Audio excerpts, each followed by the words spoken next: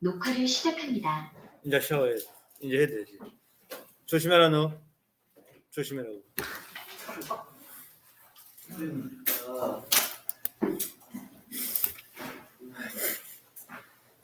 아, 이 감기가 안 나가네. 한 2주 넘었는데. 아, 콧물이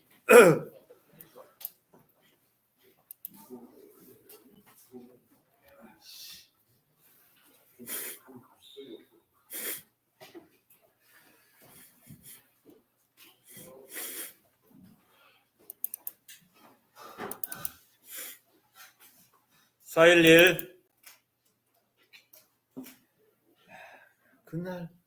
그날이 다시 오면 우리 가슴에 붉은 피 솟네. 피. 이것도 녹화됐는가 모르겠네. 그럼 안 되네. 유민상, 네, 오늘 어디를 찾는다고 그랬지? 동적 평형. 동쪽 평형. 오늘도 와일드카드 1차전 하지? 네, 너무 재밌을 것 같아요. 자, 오늘 역동적인 화학 반응이에요. 역동적인 화학 반응이다. 역동적이라는 것은 힘있게 움직인다 이런 얘기죠. 그래서 이제 가역 반응과 동적 평형에 대해서 살펴보기로 할게. 일단 가역 반응이 뭐냐? 가역 반응은 reversible reaction 이래요. 이 반응 조건, 농도나 압력이나 온도에 따라서 왼쪽에서 오른쪽으로 진행할 수도 있고 또 오른쪽에서 왼쪽으로도 진행할 수 있는 역반응이 모두 일어날 수 있는 반응으로 화학 반응식에서는 이렇게 쌍화살표로 나타납니다. 예? 가역 반응. 이 가역 반응에서만 우리가 동적 평형을 논의할 수가 있어요. 그 밀폐된 용기. 자, 예를 들면 이런 거죠. 염화 코발트가 물과 분리된 상태가 되면 푸른색인데 물을 흡수하잖아요. 그러면 COCl2 주위에 6개의 물 분자가 딱 둘러싸요. 그래서 육수화물 염화 코발트가 되는데 이런 상태는 붉은색이죠. 근데 이 상태를 갖다가 이제 드라이로 확 말리잖아. 말리면 이게 얘와 얘가 분리되죠. 분리되면서 푸른색이 되죠. COCl2. 그죠? 그래서 이제 왼쪽에서 오른쪽으로 푸른색이 됐다가 붉은색이 될 수 있고 붉은색이 됐다가 푸른색이 될 수 있고 예를 들면 이 석회동굴이라고 하는 것도 석회동굴이 형성된다. 그러면 CaCO3가 구멍이 뿡 뚫려가지고 CaHCO3 아쿠어스로 변하죠. 왼쪽에서 오른쪽으로 진행하는 반응은 석회동굴의 형성 원리다. 그 다음 오른쪽에서 왼쪽으로 진행하는 반응은 종류석, 석순, 석주의 형성 원리다. 이처럼 자, 왼쪽에서 오른쪽을 정반응이라고 그러고 오른쪽에서 왼쪽을 역반응이라고 그래요. 정반응과 역반응이 모두 일어날 수 있는 이러한 반응을 우리가 가역반응 이렇게 얘기할 수 있다. 예를 들면 이제 그 생명체 내에서 일어나는 반응도 왼쪽에서 오른쪽으로 진행하는 반응은 광합성이고 이 정반응은 강합성이라고 그래요. 그다음 오른쪽에서 왼쪽으로 진행하는 것은 호흡이라고 그러죠. 이 호흡은 이제 역반응의 일종이죠. 그다음에 CO2 가스가 CO2 아쿠어스로도 변할 수 있고 또 CO2 아쿠어스 이거 탄산음료죠. 이게 탄산음료입니다. CO2 아쿠어스가 탄산음료죠. 이 탄산음료가 이제 그 탄산음료 속에 들어있던 요건 용액이죠. 요건 용액. 요건 이제 용질이고 이 용질이 용액화되고 그죠? 그다음에 용액화된 놈이 이제 이렇게 CO2로 빠져나오고 이렇게 정반응과 역반응이 이제 일어날 수 있는 이러한 반응이죠.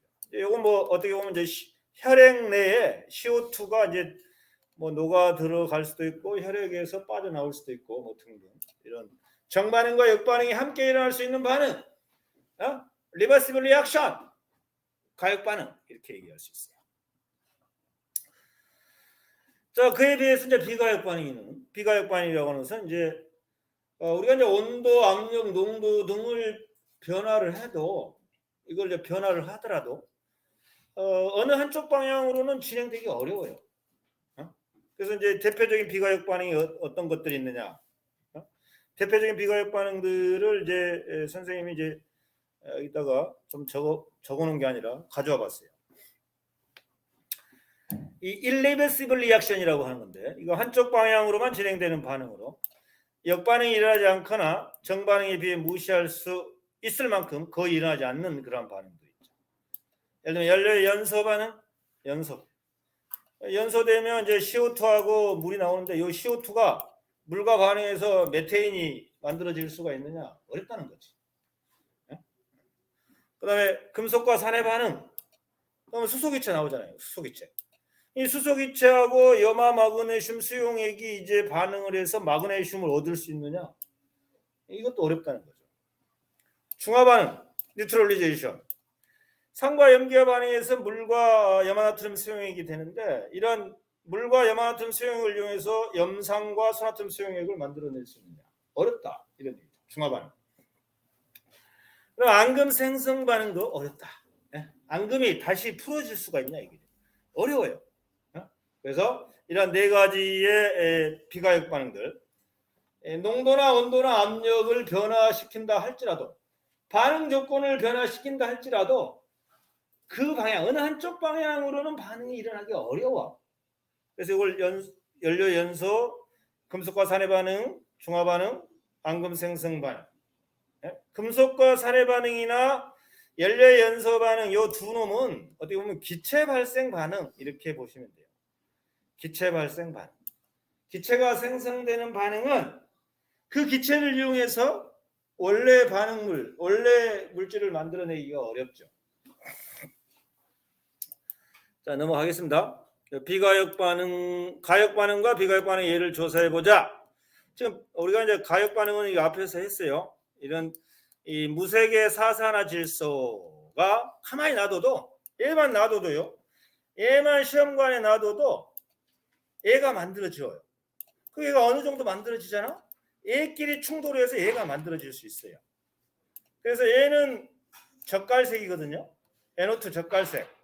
얘는 무색.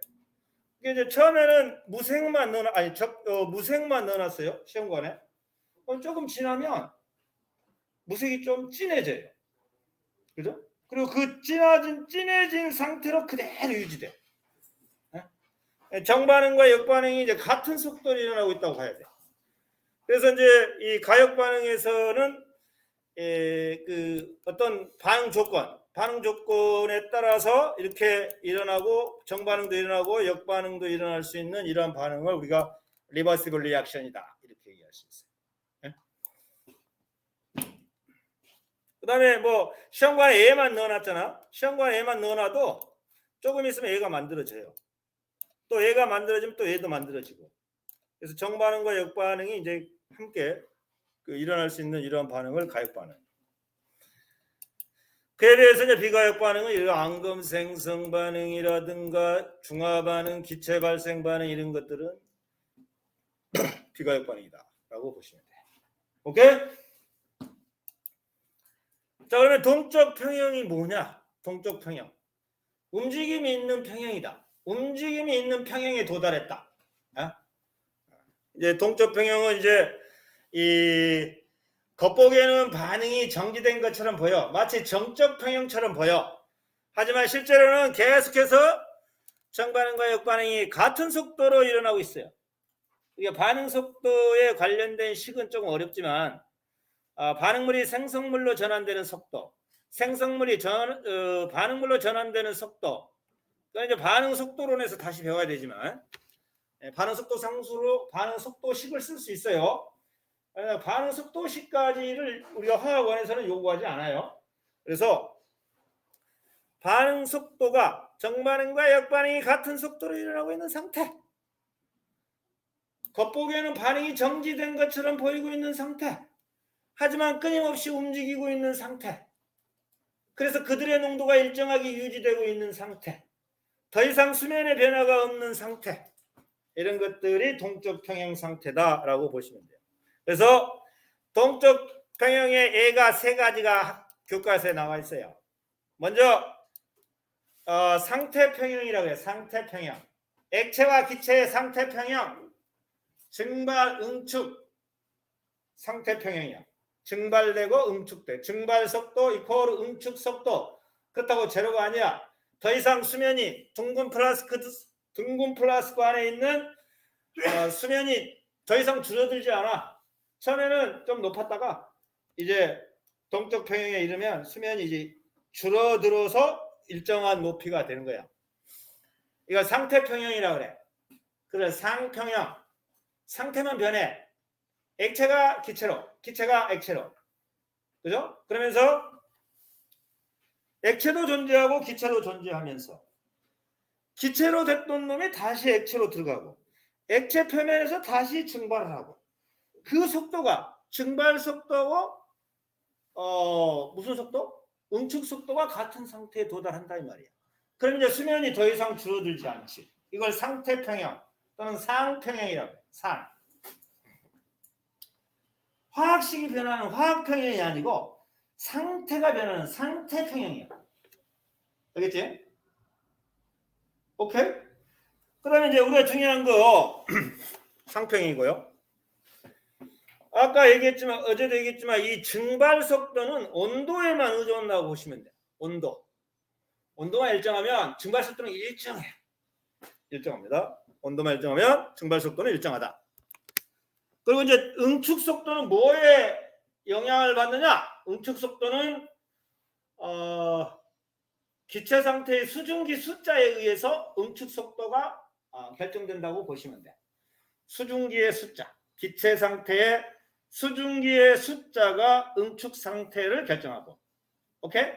증발 속도는 온도가 결정한다라고 보시면 되겠다. 두 번째, 이제 오늘 배울 건데 용해 석출 평형이라고. 그 다음에 화학식이 변하는 평형인 화학 평형. 요게 있어요. 그래서 그러면 이제 이 화학 평형 세 번째도 배워야 되는데 세 번째는 또 뒤에 나오는데 이제 뒤에 가서 또 다시 정리하겠지만 이 화학 평형, 화학식이 변하는 화학 평형. NO2가 N2O4로, N2O4가 NO2로 이거 화학식이 변하잖아요. 그죠? 이건 화학 평형이라고 해요. 그래서 이러한 화학 평형의 특징은 가역 반응에서만 가능해요. 가역 반응에서만. 물론 이런 동적 평형들이 가역 반응에서만 가능하고요. 정반응 속도와 역반응 속도가 같은 상태가 화학 평형의 특징이야. 오케이? 그 다음에 화학 평형은 반응물과 생성물이 함께 존재해. 그리고 그들의 농도가 일정하게 유지되고 있다라고 하는 것이 화학 평형의 특징이야. 그렇다고 해서 계수비로 일정하게 유지되고 있느냐? 그건 아니야. 알겠어요? 일정하게 유지되는 농도, 그들의 농도, 일정하게 유지되는 그들의 농도를 우리가 무슨 농도라고 하냐면 평형 농도라고 해요. 평형 농도. 평형 상태에 도달한 농도다. 이런 얘기를 써요. 좀 이따 얘기 다시 할게요. 오케이? 아따 그래. 자, 여기 어제 얘기했죠? 동적 평형은 가역 반응에서만 일어나고요. 자, 이 밀폐된 용기에다가 액체를 넣었어요. 순수한 액체입니다. 순수한 액체. 자, 지금 온도가 일정하게 유지되고요. 처음에는 증발된 분자가 몇 개 있습니까? 여기 그림 봐라. 몇 개냐? 위로 올라가는 거 화살표 몇 개니? 3개. 아래로 내려온 거 응축은? 자, 증발 속도가 훨씬 응축 속도보다 커요. 처음에는. 그 다음에는 자, 올라간 거 3개 똑같죠? 근데 내려온 게 지금 몇 개 있어요? 2개 있습니다. 그래도 증발 속도가 여전히 응축 속도가 크네요. 자, 마지막 충분한 시간이 지났더니 올라간 거 몇 개 있어요? 내려온 것도 3개. 증발 속도, 응축 속도 같은데 뭐가 아니다? 제로가 아니다. 이런 뜻이죠. 그죠? 자, 이와 같은. 그러면 이제 더 이상 지금 수면이 이 정도 처음에 됐다가 수면이 많이 줄었네. 그죠? 일정한 유지되죠? 이 상태가 이제 동적 평형 상태다. 자, 밀폐된 용기 중요한 거 클로즈 바셀, 클로즈된 바셀 용기의 물의 증발 속도와 응축 속도.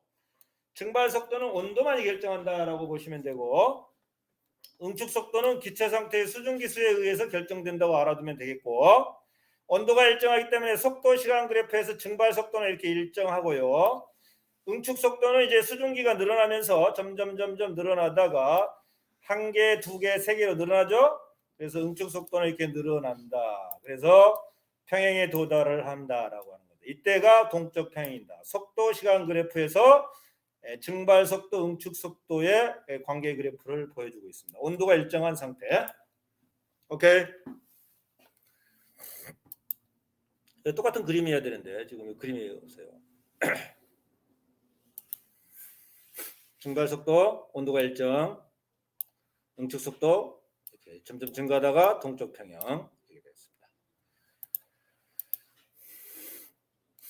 자, 참고로 증발이라고 하는 것은 뭐냐면 액체 표면에서 일어나는 기화 현상이 증발입니다. 그다음에 이제 이 증발과 이제 사실은 좀 끓음이라고 하는 게 있어요. 끓음, 보일링. 이 보일링은 이제 요거 이제 evaporation이고요. 끓음, 보일링이라고 하는 것은 내부에서도 액체가 기화가 기체화돼 가지고 올라오는 것을 끓음이라고 그러죠. 자, 증기는 액체가 증발하거나 고체가 성화하여 생긴 기체를 증기라고 한다. 네?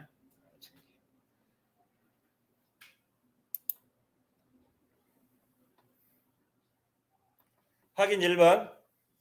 온도 일정 조건. 밀폐 용기. 물이 동적 평행에 도달했을 때 일정 시간에 증발하는 물 분자수와 응축하는 물 분자수를 비교해 보자. 비교해 보면 같다라고 얘기하죠. 상태 변화의 동적 평형을 상평형이라고 한다라고 합니다. 상평형. 두 번째 이제 용해 석출 평형을 살펴보겠습니다. 자, 용해 평형이 나와 있네요. 자, 우리가 이제 액체에다가 물에다가 설탕을 집어넣었어. 설탕. 그럼 물은 용매지. 맞지? 맞잖아? 설탕은 용질이잖아. 그러면 이렇게 처음에는 보십시오. 요게 이제 용질의 큰 덩어리죠. 요게 노란 게 설탕 분자, 노란 설탕이네요. 그런데 이제 얘네들이 용질 간에 인력이 있거든. 얘네 용질 간에 인력이 있을 거야, 그지? 근데 얘가 그들의 인력을 끊어내고 지금 이 위로 올라오는 설탕 분자가 지금 몇 개 있냐? 위로 올라오는 게 3개 있다. 위로 올라오는 것은 이제 용액화된다. 용매의 골고루 섞이는 현상이죠. 이게 용해죠. 그죠? 그러니까 이런 거 보실래요? 자, 봐봐. 설탕이 물과 반응해서 설탕물이 용액화되는 거야. 그래서 오른쪽으로 진행하는 반응을 용해 반응이라고 해요. 용해. 그 다음에 왼쪽으로 진행하는 반응을 뭐라고 한다고? 설탕과 물이 분리되는 거. 네? 그래서 이걸 뭐라 그래? 석출이라고 해요. 그래서 처음에는 용해 속도가 석출 속도가 크지. 그잖아요. 없잖아. 지금 여기 용액화된 지금 하나, 둘, 3개밖에 없잖아. 그죠? 근데 저 4개 중에서 하나는 또 기어 들어가네요. 이건 결정화되네요. 결정화됩니다.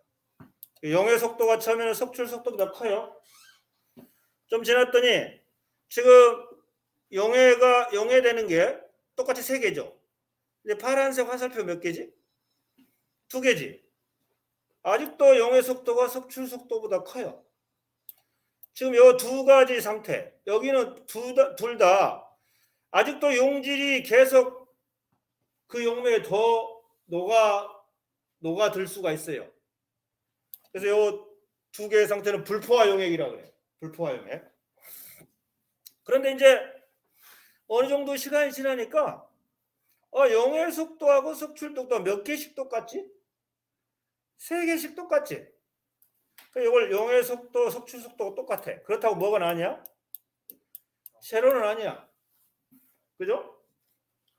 그죠? 이걸 갖다가 이제 용질이 일정한 온도에서 그 용매에 용질이 최대로 녹을 수 있는 상태에 도달한 거야. 3개에 도달한 거야. 3개. 3개가 최대로 용액화되어서 이렇게 골고루 섞일 수 있는 거죠. 그래서 이걸 포화 용액이라고 그래. 포화 용액. 포화용액. 일정한 온도에서 일정량 용매 용질이 최대로 녹을 수 있느냐. 용액 평형에 도달한 용액을 포화용액이다. 이렇게. 만약에 이 노란 설탕이 있었는데 다시 또 여기 하얀 설탕을 집어넣었어. 그러면 노란 설탕 2개가 용액화되고 하얀 설탕 1개가 용해될 수도 있겠지. 그죠? 그럼 색깔이 좀 변할 수도 있겠지. 그잖아. 노란색 설탕 말고 예를 들어 빨간색 설탕을 용질 덩어리를 집어넣었어. 그지? 그럼 예를 들자 여기 이 하나를 10개로 보자. 처음에 30개가 용해될 수 있어요. 그리고 10개는 석출이 돼요. 똑같이 두 번째도 30개가 용해되는데 20개가 석출이 돼요. 여기는 30개가 용해되고 30개가 석출되죠. 그죠? 그러면 여기 노란색 설탕 말고 여기 어떻게 수단과 방법을 가리지 않고 빨간색 설탕을 집어넣었어. 그러면 똑같이 여기 몇 개가 용해돼야 되지? 30개가 용해돼야 되지. 그렇지? 예를 들면 요 노란색 20개 용해될 수 있고 빨간색 10개 용해될 수도 있고. 아무튼 그 용매 몇 개가 용해가 돼야 된다고? 30개가 용해돼야 돼요. 일정한 온도에서 일정한 용매에 예를 들어 여기 30개 하자. 이 화살표 하나를 30개가 용해될 수 있는 그런 용액은 포화용액이라고 볼 수 있지. 예? 그러면 이제 색깔이 변하겠지. 만약에 정적 평형이라고 한다면 빨간색 설탕을 넣어도 색깔이 안 변하겠지. 만약 끝나버리면. 그죠? 그러니까 그 동적 평형이기 때문에 여기에 노란색 설탕을 넣고 또 빨간색 설탕을 넣더라도 아무튼 이쪽에 녹아있는 설탕 분자는 30개가 유지돼야 돼. 들어오고 나가고 들어오고 나가고 해서. 그때가 포화용액이다. 이렇게 보시면 되겠어요. 무슨 말인지 알겠냐? 무슨 말 알겠어? 예를 들면 노란색 설탕 분자 10개가 용해될 수도 있고 빨간색 20개가 용해될 수도 있는 거고. 그죠? 용질 간의 인력 차이에 의해서 누가 더 용질이 더 많이 용액화될 수 있느냐. 어찌됐든 여기에 30개가 용해될 수 있다면 결국 용해도는 30이야. 알겠어요? 용매 100g에 30개가 용해될 수 있습니다. 용해도의 기준은 용매 100g에 녹을 수 있는 용질의 질량이 용해도의 개념이야. 용해도의 개념은 용해도의 정의는 뭐냐면 용해도의 정의는 그램 퍼 용매 100 이래. 용해도. 용해도의 단위는 그램 퍼 용매 100g. 물론 온도가 일정한 상태에서요. 온도가 일정해야지. 온도가 높으면 더 많이 용해될 거 아니야. 온도가 일정한 상태에서. 용매 100g의 용질이 몇 그램 용해될 수 있느냐. 최대. 용매 100g에 예를 들면 용해도가 10이다. 용해도, 솔루빌리티. S가 만약에 10이다. 이런 표현이 무슨 말이지? 용해도가 10이라는 것은 용매 100g의 용질이 몇 그램 녹아들 수 있어? 최대? 10g 녹아들 수 있어. 용매 200g에는 그래 20g이 녹아 들어가야지. 그래야만 용해도가 10이지. 용매 300g에는 용질이 30g이 녹아 들어가야지 녹아 최대로 녹을 수 있는 양. 이게 용해도의 개념이야.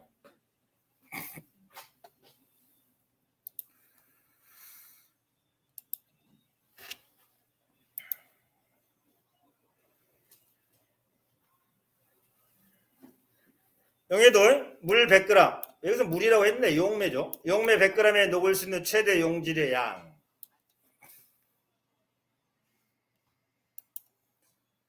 자, 그래서 설탕의 용해와 석출에서의 동적 평형. 자, 지금 여기 동적 평형에 도달한 상태입니다. 그죠? 지금 보면 빨간색 화살표가 3개, 파란색 화살표가 3개예요. 이 상태가 됐다는 것은 용해 속도와 석출 속도가 똑같아서 이제 더 이상 이쪽에 그 용액화될 수 있는 용질 분자가 더 많이 있을 수는 없어요. 이제 용액 평형에 도달하면, 그죠? 그러니까 예를 들면 용해도가 10인데 100에 9g밖에 안 나와 있어. 이건 무슨 용액이에요? 불포화 용액이지, 그죠? 그죠? 만약에 용해도가 용매 100인데 15g 녹아 있어. 이건 무슨 용액이에요? 과포화 용액이지. 그래서 용해 속도, 용해되는 설탕 분자수와 석출되는 설탕 분자수가 똑같아서 이제는 이쪽에 용액화될 수 있는 이 설탕 분자들의 수가 이제 더 이상 존재하기 어렵다. 이게 더 많아질 수도 없다. 더 줄어들지도 않고 왔다 갔다 하면서 항상 여기에 용액화될 수 있는 설탕 분자들의 수는 똑같이 일정하게 유지된다. 이렇게 봐야 돼요. 그래서 이러한 동적 평형 상태를 우리가 용해 석출 평형이라 그래. 용해 석출 평형. 우리 용해 평형 또는 여기에 용해 가로 열고 석출 평형. 이것도 일종의 동적 평형의 하나의 예다. 동적 평형에 도달한 용액은 무슨 용액이라고? 포화 용액이다 라고 합니다. 동적 평형에 도달하지 못한 용액은 더 녹을 수 있잖아. 근데 이건 무슨 용액이야? 불포화 용액이다. 용해도의 정의는 뭐다고? 용매 100g, 일정한 온도에서 용매 100g에 녹을 수 있는 용질의 최대 질량이죠. 용질의 최대 질량. 그래서 용해도의 단위는 그램 퍼 용매 100g. 뭐 써주면 이렇게 쓸 수 있어요. 용해도의 단위. 용해도의 단위가 뭐냐라고 하면은 용질 그램 퍼 용매 100g. 요게 이제 용해도의 단위다. 솔루빌리티의 단위. 용질. 용매 100g에. 그래서 그 용해도가 10이다라는 의미를 잘해야 돼. 예를 들면 우리 앞에서 몰 농도가 2몰 농도다. 무궁무진하게 만들 수 있어요? 2% 용량 무진무진하게 만들 수 있죠? 용해도가 10이다. 무궁무진하게 만들 수 있어요. 그죠? 그러나 가장 간단하게 사용할 수 있는 숫자를 우리가 사용하는 것이 그 학습을 하는 데 있어서 좀 편리함을 추구할 수 있죠. 그래서 용질 그램 퍼 용매 100g. 이게 용해도의 단위다라고. 용해도도 일종의 농도야. 농도. 그래서 이제 농도는 우리가 고등학교 때 배울 농도가 용해도, 퍼센트 농도, 몰 농도, 그다음에 몰랄 농도 이거 배워요. 근데 몰랄 농도는 이제 화투에 가서 배울 거고. 네?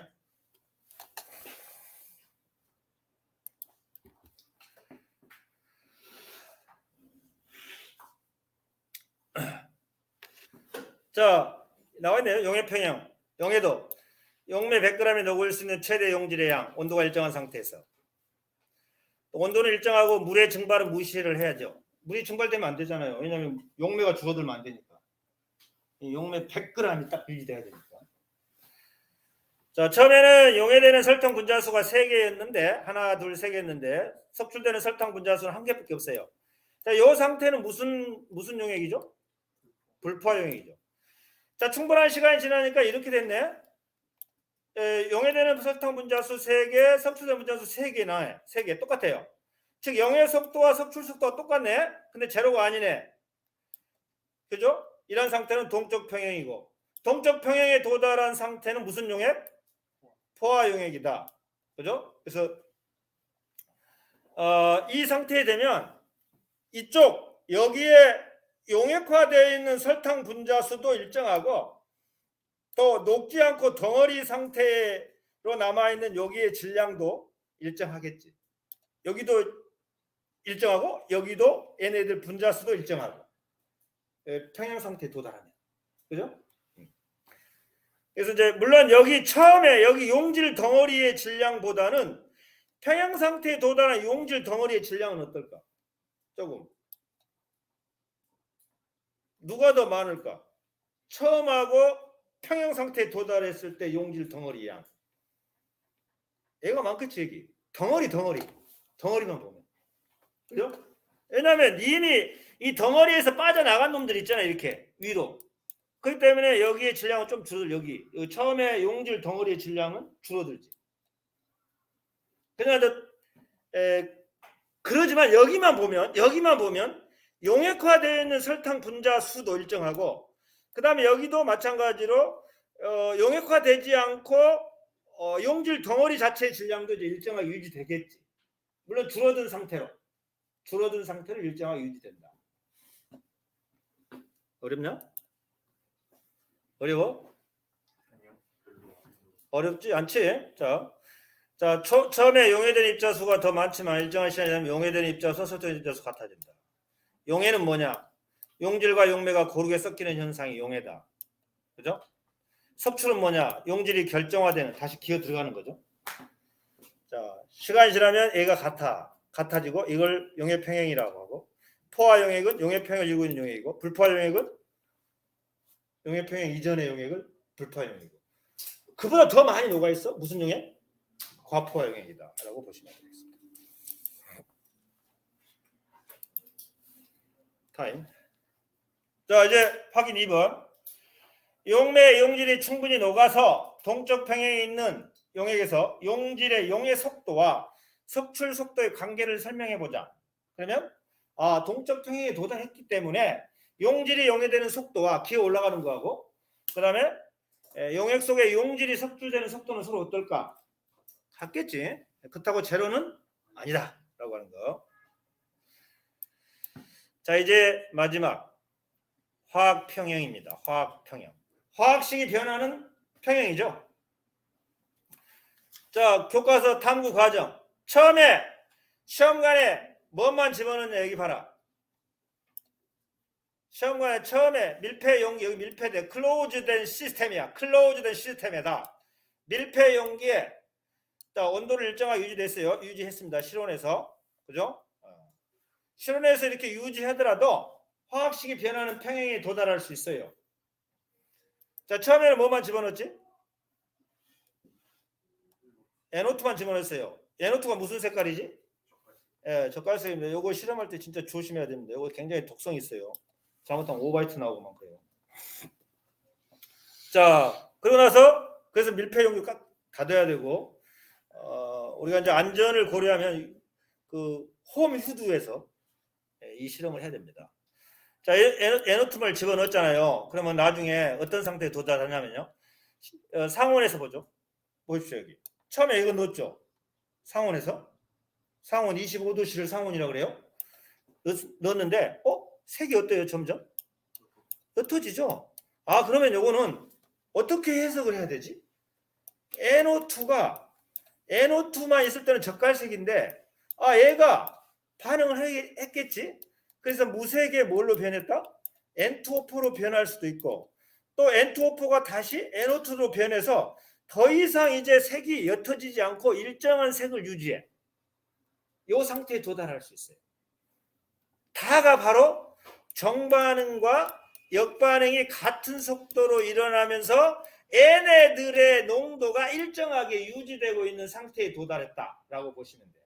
그렇다고 계수비로 일정하게 유지되냐? 그건 아니다는 거죠. 1대1로 비로 유지되는 거 아니다. 그러면 얘네들의 관계를 그래프로 어떻게 표시하냐? 요거는 이제 N2O4를 넣었네요. 시험 N2O4를 넣었을 때.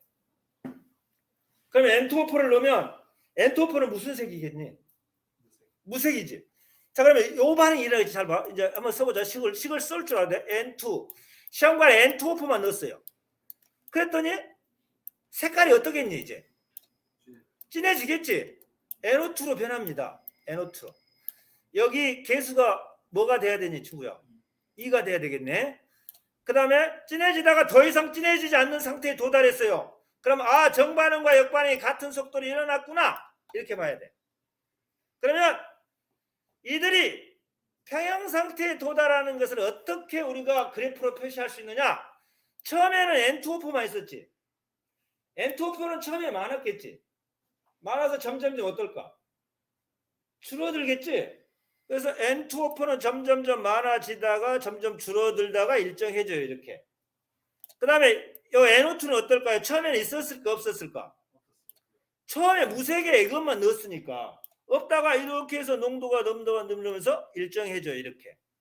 그렇다고 여기 계습이 1대2로 존재하는 것은 아니다는 거지. 그래서 요거의 농도를 평형 농도라고 그래요. 평형에 도달한 상태의 농도. 평형에 도달했어요. T2 equilibrium time. 그래서 요거 평형 농도죠. 농도 시간 그래프, 농시 그래프를 그려낼 수 있어야 된다. 농시 그래프. 오케이? 그 다음에 이제 속도 시간 그래프를 표현하는 게 좀 어려워요. 왜 그러냐면 여기에 반응 속도 상수라는 게 있어요. 포드 K. 그 다음에 백워드 K. 포드 K라는 것은 정반응의 평형상수고 백 K라는 것은 역반응의 평형상수라는 거예요. 뒤로 백. 포드 전진이잖아. 그죠? 그래서 반응 속도식. 그러니까 정반응의 속도식과 역반응의 속도식을 봐봐. 처음에 뭐만 집어넣었지? 뭐만 집어넣냐? N2O4만. N2O4가 뭘로? N2O4가 정반응의 평형상수를 어떻게 쓰냐? 여기 좀 어려워요. 보실래요? 내가 한번 보여줄게요. 자, 우리가 이제 농도 시간 그래프는 해석할 수 있었어요.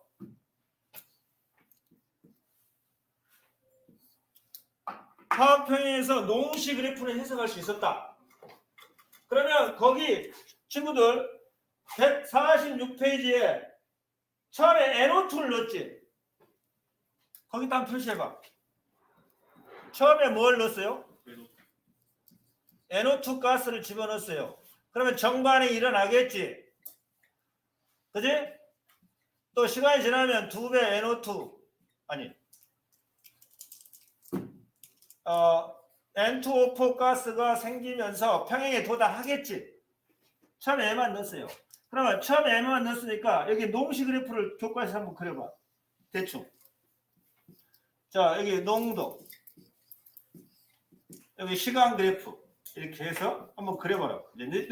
저걸 똑같이 그리지 말고. 처음에는 뭐가 많았을까? 처음에는 뭐가 많았어? NO2가 많아. 그래서 이렇게 했다가 줄어들어. 평형에 도달했겠네. 이렇게 그려주시면 되겠지. 뭐 여기는 얼마인지는 몰라도 상관없어. 그 다음에 나중에 자 이렇게 점점 반응 NO2가 이제 줄어들면서 뭐가 생겨나겠니? N2O는 있었을까? 처음에 있었을까? 없었을까? 없었어. 그러니까 이렇게 그려주시면 돼요. 이렇게. 오케이? 자, 이렇게 그려주시고 중요한 게 이제 하나 좀 여기 농시 그래프입니다. 여기 이제 뭐의 그래프지? N2, O4, 가스의 변화 그래프라고 한번 적어주시고 변화 그래프. 오케이? 얘는 뭐의 변화 그래프지? NO2 가스의 변화 그래프라고 적어. 안 보여요. 안 보여? NO2 요거 NO2 가스 변화 그래프라고 적으라고 거기 책에다가. 자, 그런데 여기서 봐봐 이 친구들. 여기에 이렇게 선을 그어. 이렇게 선을 그었냐? 오케이? 그다음에 이렇게 요거 이렇게 해서 요거 한번 요 화살표를 이렇게 해보시고 요거 화살표를 한번 해봐. 요게 지금 서로 달라야 돼 칸이. 근데 지금 보시면 요는 요 NO2의 변화지. 요게 1배일 때 요게 2배가 돼야 돼. 요게 조금 좀 또 교과서 없는 내용이지만 왜냐면 이 계수비라는 게 뭘 의미하냐면 1대2 여기가 2구나. 그지? 2N2 맞죠? 그럼 여기가 얼마가 돼야 되지? 친구들? 예? 여기가 2가 되고 여기가 1이 돼야지. 2대1. 그 몰수 변화. 뭡니까? 여기 얘는 단위 시간 동안에 요만큼 2몰 반응했으면 단위 시간 동안 1몰이 생성됐다 이런 뜻이지. 계수비 반응되고 생성되는 몰수의 변화, 몰수비의 변화야. 이게 농식 그래프에서 계수비. 다시 이게 그럼 2대 1로 그리려면 다시 한번 그려볼게요. 그러면 농식 그래프. 자, 이게 똑같이 내가 한번 그려줄게. 자, 여기서 하나 좀 볼게요. 농식 그래프입니다. 농도 시간 그래프. 일단 하고 개수의 비를 보자. 개수의 비가 몇 대 몇이지? 2대 1이지. 맞다 그래. 개수의 2대 1이라는 게 뭐냐면 반응물이 그러니까 반응되고 생성되는 물질의 몰수의 비야. 반응되고 생성되는 물질의 몰수의 비 또는 용액의 부피가 일정하면 결국은 몰 농도의 비야.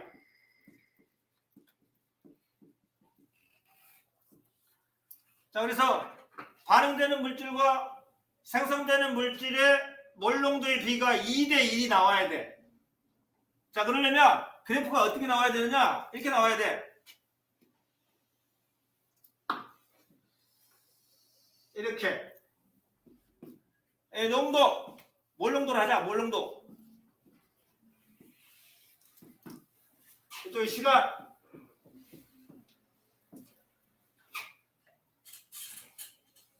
(2대 1이) 나와야 되거든.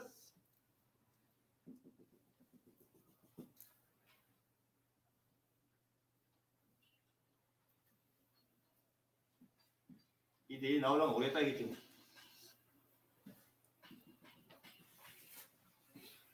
자, 지금 보시면 처음에 NO2만 넣었어요. NO2만 넣었으니까 이 두 개 중에서 어떤 게 NO2의 변화 그래프일까? 아랫게 요게 NO2의 변화 그래프, 몰농도의 변화 그래프겠죠. NO2의 몰농도의 변화 그래프.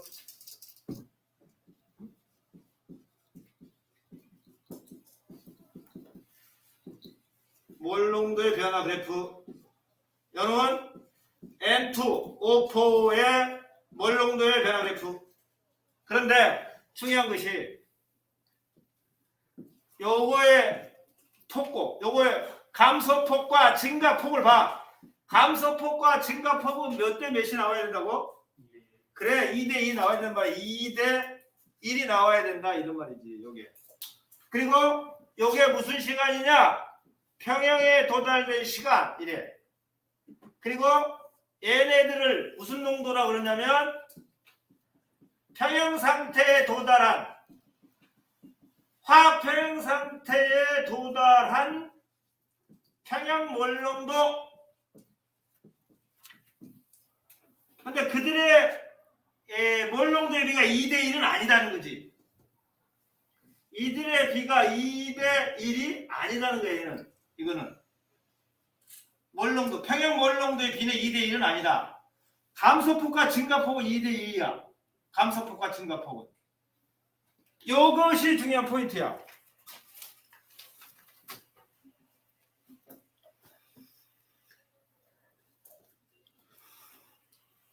자, 그 다음에 이제 속도 시간 그래프를 해석할 줄 알아야 돼. 속도 시간 그래프. 자, 여기 한번 볼래요? 저스. 자, 요거 이제 정반응, 반응물이 생성물로 전환되는 정반응 속도. 이거 할까 말까 지금 생각해야지. 정반응 속도를 어떻게 쓸 수가 있느냐라고 하는 것이지. 정반응 속도. 그 다음에 오른쪽에서 왼쪽으로 진행하는 이 역반응의 속도를 어떻게 표시할 수 있느냐. 역반응 속도는 어떻게 표시하고 정반응 속도는 어떻게 표시하느냐라고 하는 것이죠. 이 정반응 속도는 이렇게 표시해. 이렇게.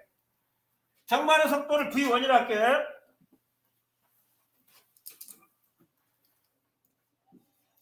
왼쪽에서 오른쪽으로 진행하는 정반의 속도 V1, 오른쪽에서 왼쪽으로 진행하는 역반의 속도를 V2라고 할게요. 그러면 V1은 이렇게 표시해요. KF 곱하기 여기에 반응물을 봐. 반응물 NO2의 M승 이렇게 써요. 개수를 쓰시면 안 돼요. 개수를 쓰시면 안 되고, 근데 이제 이거 단일 반응이라고 생각을 해서 이렇게 쓰면 돼요. 그 다음에 여러분 역반응 속도의 V2는 갖다가 KB의 얘를 써요. 이제 얘가 반응물이니까 N2O4의 뭐 N승 뭐 이런 식으로 표시할 수 있어요. 그래서 이건 개수를 그대로 썼네요.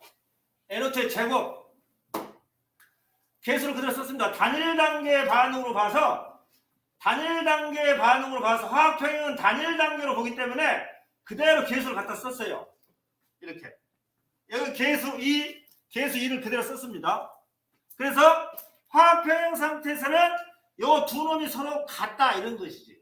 정반응의 속도 V1과 역반응 속도 V2가 같아요. 그래서 지금 보시니까 이거 좀 지울게요. N2O4의 몰농도, 꺽쇠가 몰농도 1승 이렇게. 그러면 처음에는 정반응 속도만 크겠지. N2O4만 있으니까 반응물이 생성물로만 되니까 정반응 속도가 크겠지 처음에는.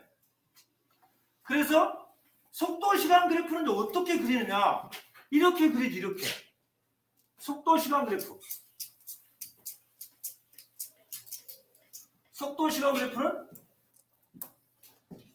여기 속도 시간 정반응의 속도 처음에는 커요. 엄청 커.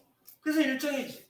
역반응의 속도 이렇게 평행에 도달한 시간 T2 여기 V1, V2 이렇게. 그래서 평행에 도달했구나. V1과 V2가 같구나. 제로가 아니다. 이렇게 표시를 하는 거예요. 농시 그래프 앤드 속시 그래프를 화학 평형으로 어떻게 나타낼 것이냐, 이것이. 그래서 여기는 KF N2O4의 1승 K100 꺽쇠가로 NO2의 2승. 처음에는 정반응의 속도가 커요. 왜? N2O4만 넣었으니까 N2O4가 NO2로 되는 것만 속도가 클 거 아니야? 정반응의 속도가 크다가 그 다음에 역반응의 속도도 점점 커져요. 역반응의 속도는 이제 없다가 0에다가 다시 증가를 하죠. 평행에 도달해요. V1과 V2가 같으면서 제로가 아닌 상태에 도달해. 이게 화학 평형을 표시하는 농시 그래프, 속시 그래프라고 보면 돼요. 농시 그래프, 속시 그래프. V1, KF, F가 뭔 뜻이라고 했지? 포워드, 앞으로 전진. K100은 그 다음에 거기 개수를 봐. 지수 2승 1승. 2승 1승은 우리가 화학 평형에 도달을 했다라고 하는 상태에서 단일 단계로 보기 때문에 개수를 그대로 갖다 쓰면 돼요. 개수를. 그래서 두 개가 같다 놓고 풀면 또 다른 또 식이 얻어져. 근데 거기까지는 화학2에서 다루면 돼요. 일단 화학 평형에서 농시 그래프하고 속시 그래프 해석하는 것까지 오늘 여기까지 할게요.